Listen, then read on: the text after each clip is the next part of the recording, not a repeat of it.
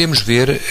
o estudo da ecografia abdominopélvica, da distribuição anormal dos gases abdominais, do íleus paralítico e do íleus mecânico e como fazer o seu diagnóstico radiológico. Continuando depois no estudo imagiológico do abdômen. Quanto à ecografia abdominal, e uma vez que fizemos a avaliação da anatomia seccional por tomografia computurizada, é possível também, em ecografia, e tentando estabelecer um paralelismo, a visualização espontânea dos vasos permeáveis, quer de artérias, quer de veias, que em modo B aparecem desprovidas de sinal interno e são, por isso, anecogénicas. E depois também o exame permite a avaliação de estruturas canalares de uma forma extremamente bem executada, nomeadamente das vias biliares e do vírsum, onde tem clara vantagem comparativamente às técnicas seccionais, a outras técnicas seccionais, como é o caso da tomografia computurizada. Há vários tipos de ecografia que conviria desde já também referir: a ecografia dita extracorporal, como a ecografia abdominal, pélvica ou cervical, mas há também outras formas de executar a ecografia, nomeadamente a endocavitária, que poderá ser efetuada por via transretal ou via transvaginal, e mais recentemente apareceu também a chamada endosonografia ou ecografia endoscópica, portanto um tipo de ecografia que está simultaneamente associada aos exames endoscópicos.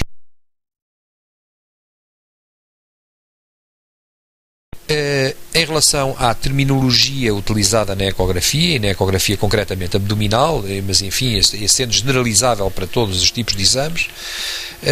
as estruturas dos órgãos refletem a sua diferente impedância acústica e assim nós podemos catalogá-las essencialmente nas imagens de tipo sólido, que são medianamente ecogénicas, aparecendo relativamente cinzentas nas imagens,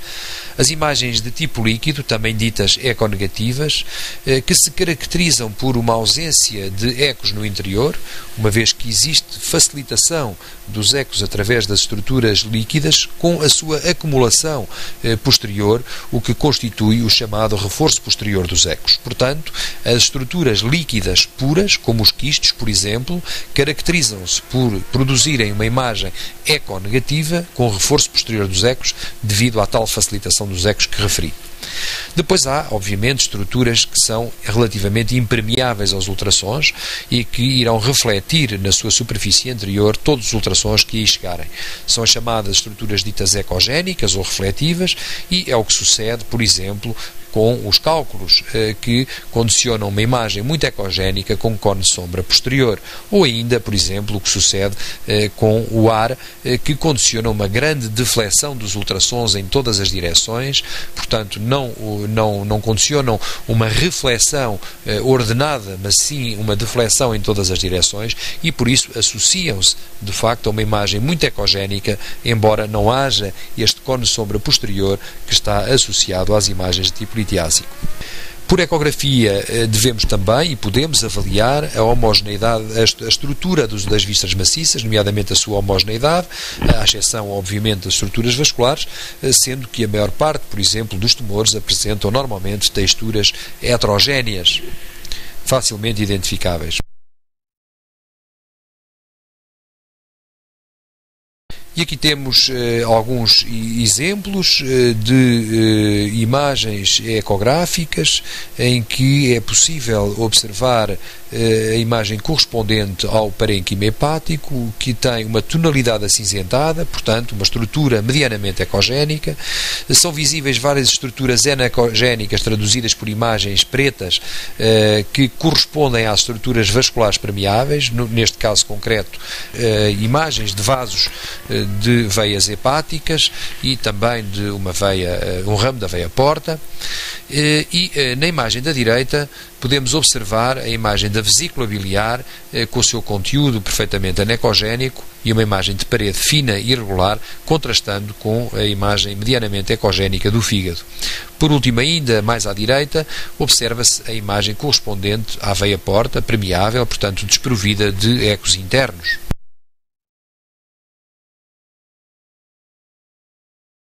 Nesta imagem tenta demonstrar-se apenas a possibilidade que existe em ecografia de realizar cortes em diferentes orientações espaciais e, por isso, com toda a facilidade, seguir o trajeto da via biliar principal a nível do pedículo hepático. Essa é a imagem que se demonstra em onde a via biliar está pintada de verde, dobrando a veia porta que se encontra azul imediatamente por baixo e no meio, entre estas duas estruturas, o ramo direito da artéria hepática. Essa é a imagem que podemos ver do lado direito, agora sem a sobreposição de cor, e também, por último, a comparação com a imagem de tomografia por ressonância magnética. À direita, a imagem da vesícula biliar, em que observamos o conteúdo anecogénico da vesícula e, mais uma vez, a possibilidade de executar cortes em várias orientações espaciais, como podemos ver aqui, em que é claramente aparente o conteúdo anecogénico da vesícula e um corte no plano transverso e outro corte no plano longitudinal. Portanto, esta é que é a grande, digamos assim, a grande vantagem da ecografia em relação a outras técnicas, é a possibilidade de dar este tipo de cortes em várias orientações. Claro que hoje em dia, através do recurso a outras técnicas de observação, podemos obter imagens com sobreposição de cor, como nestes exemplos que estão aqui demonstrados, para avaliação do fluxo circulante, nomeadamente a nível, como se demonstra, das veias hepáticas, da veia porta, ou mesmo da veia cava inferior, e medir o seu fluxo através da análise Doppler e através dos vários tipos de análise Doppler. Aqui, no caso concreto, é uma análise por Doppler-cor, poder-se-á efetuar uma análise Doppler cor e simultaneamente espectral, como se demonstra no exemplo seguinte. Aqui podemos observar uma trombose da veia porta, em que, em modo B simples, a veia porta perdeu aquele aspecto anecogénico que verificávamos quando a veia era permeável, e tornando-se cinzenta devido ao preenchimento do seu lúmen pelo trombo.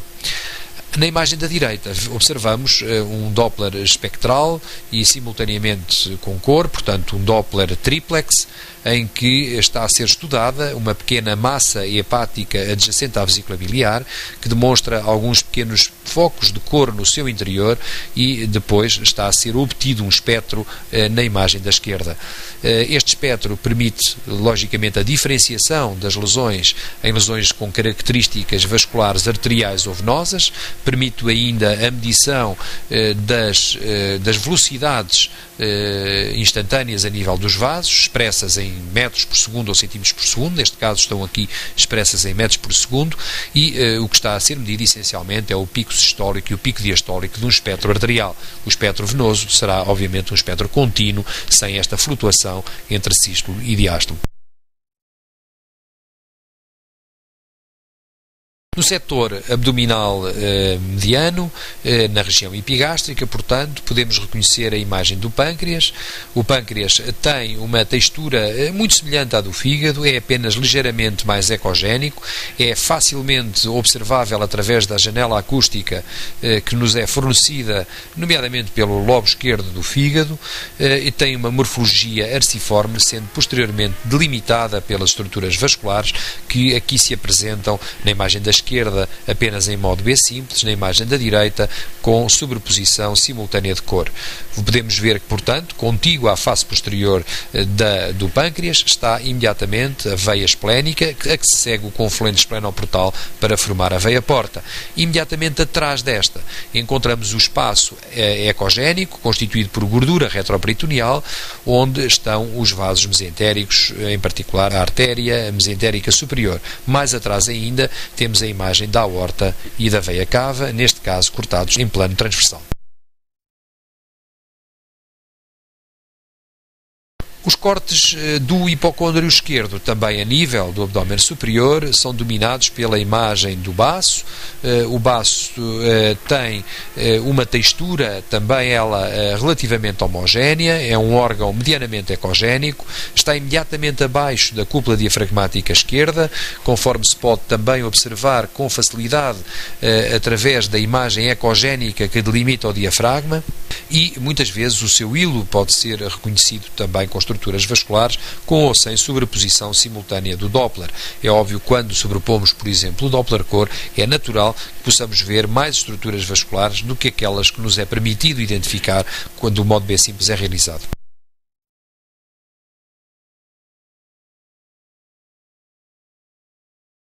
Nesta imagem tenta-se sintetizar basicamente os três grandes tipos de lesões existentes ou de ecoestruturas existentes no exame ecográfico. Tratam-se de lesões hepáticas e uma lesão das vias biliares. Na imagem da esquerda podemos observar uma imagem nodular ou arredondada, anecogénica, sem ecos internos, e que demonstra reforço dos ecos posteriores. Neste caso tratava-se então de um quisto biliar simples, e estes são os sinais semiológicos em geral associados a esse tipo de lesões. Na imagem do meio observamos, pelo contrário, uma formação nodular que agora é ligeiramente mais branca, portanto mais ecogénica que o parênquima hepático. O parênquima hepático tem a sua tonalidade acinzentada, medianamente ecogénica habitual, é delimitado externamente pela cúpula diafragmática. Portanto, como se vê, a ecografia, com toda a facilidade, distingue entre o que é uma estrutura sólida ou uma estrutura líquida apenas através da simples observação, mesmo em modo B. E por último, à direita, a imagem de um cálculo. Trata-se de uma imagem de ecografia endoscópica, de um cálculo na porção distal da via biliar principal, com o seu aspecto hiperecogénico, despertando um intenso cone de sombra, onde não há qualquer possibilidade de explorar os ecos, uma vez que estes são totalmente refletidos a nível da face anterior do cálculo. Dado que a ecografia é um exame de excepcional qualidade e dotada de grandes capacidades para a detecção e estudo das lesões de tipo líquido, compreenderemos com facilidade que será um dos métodos preferenciais para a identificação quer dos derrames, quer pleurais, quer peritoneais. Na imagem da esquerda observamos a imagem correspondente a um derrame pleural e a um derrame subhepático, facilmente identificados como imagens anecogénicas, desprovidas de ecos internos, e mesmo podemos catalogar o tipo de derrame que estamos a observar, como na imagem da direita, onde interposto entre o fígado e a cúpula diafragmática também vemos líquido, mas agora não é um líquido puro, demonstrando septações internas. Portanto, a ecografia tem todo este potencial na análise estrutural das lesões e das vísceras maciças que pretendemos estudar. A observação pélvica é necessária, a observação pélvica através da utilização de uma janela acústica. Essa janela acústica terá que ser a bexiga em reflexão, que de facto permite uma excelente visualização das vísceras intrapélvicas,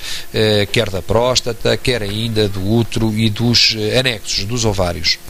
Na imagem da esquerda observamos também como é possível o diagnóstico de uma formação expansiva sólida, medianamente ecogénica, no interior da bexiga anecogénica. Vemos a imagem correspondente à parede e claramente se identifica um tumor vesical sem grandes problemas, portanto um diagnóstico extremamente fácil. Na imagem em cima da direita observamos uma imagem de um corte transverso do útero, também visualizado através da janela acústica da bexiga, e o que estamos a ver é um dispositivo intrauterino que não está na cavidade endometrial, mas antes migrado próximo do ovário direito. Portanto, um caso de migração do dispositivo intrauterino para uma sede extrauterina. Por último, em baixo à direita, podemos observar como também aqui é possível efetuar análise Doppler simultânea, realizando uma verdadeira análise quer com sobreposição de cor, quer ainda com espectro, e podendo verificar a vascularização de lesões sólidas, de lesões líquidas, e assim estreitar as margens, a nossa capacidade diagnóstica e estreitar os diagnósticos diferenciais e a diferenciação, nomeadamente entre lesões benignas e malignas. Nesta imagem demonstra-se o tipo de imagem observada e obtida através das ecografias endoluminais ou endocavitárias. Hoje constitui uma forma extremamente poderosa de análise, por exemplo, do útero, a ecografia endocavitária ou a ecografia dos anexos, nomeadamente para monitorização dos ciclos foliculares hormonalmente estimulados, e podemos observar aqui concretamente a imagem do útero e a fina imagem ecogénica correspondente a uma cavidade endometrial perfeitamente virtual. É também possível medir a espessura do endométrio com esta técnica, e este exame é, pois, muito informativo, sobretudo na avaliação das pacientes com metrorragias. No exame da direita, observamos um estudo endocavitário transretal, por via transretal, da próstata, em que também aqui é possível identificar com clareza a divisão da próstata nas suas duas regiões, a próstata glandular periférica, onde efetivamente existe a possibilidade de se desenvolverem, ou a possibilidade predominante de se desenvolverem as neoplasias prostáticas, e a região fibromuscular central. A região glandular periférica, assinalada com as letras E e D, nomeadamente esquerdo e direito, são em geral mais ecogénicas que a região central fibromuscular.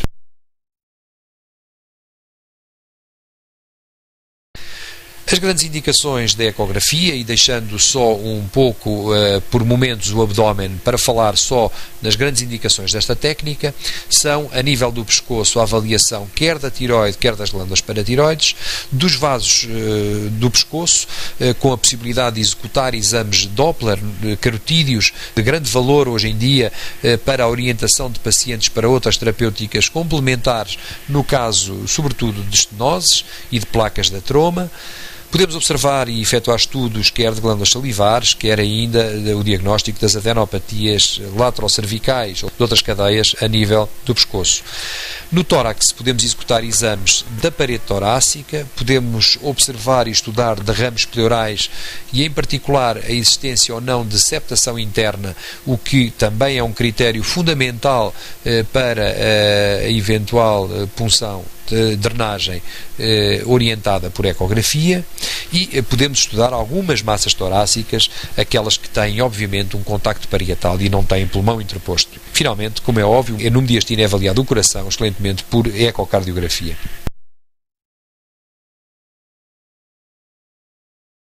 No abdômen, a ecografia presta hoje um serviço de grande valor na avaliação inicial do fígado, do pâncreas, do baço, dos rins e das suprarrenais, sabendo, por exemplo, que estas glândulas raramente são identificadas em situações normais, em particular do lado esquerdo, na avaliação da vesícula e vias biliares, onde constitui uma técnica de primeira linha, na avaliação dos vasos, que sabemos neste momento qual o seu comportamento quando se encontram permeáveis, quer por modo B, quer com análise Doppler, na avaliação da bexiga, do útero, dos ovários, da próstata e das vesículas seminais. É, no entanto, um exame menos bom, menos ótimo para a avaliação das estruturas digestivas. Isso, o que não quer dizer, no entanto, que não permita o diagnóstico de espessamento de paredes de ânsias intestinais. Só que pequenas lesões são, de facto, vistas de forma inconsistente por ecografia, tanto mais que é necessário que a ânsia não esteja distendida com muito gás para que essa observação possa, de facto, ser minimamente feita. Por último, a ecografia é também, hoje em dia, extremamente utilizada na avaliação de estruturas superficiais, onde pode ser executada a ecografia muscular, do tecido solar subcutâneo ou, inclusivamente, ecografias articulares. A ecografia presta também um serviço de grande valor como técnica de apoio a intervenções dirigidas, a biópsias dirigidas, à colocação de drenos, enfim, portanto, a um sem número de procedimentos de intervenção realmente facilmente executados com esta técnica.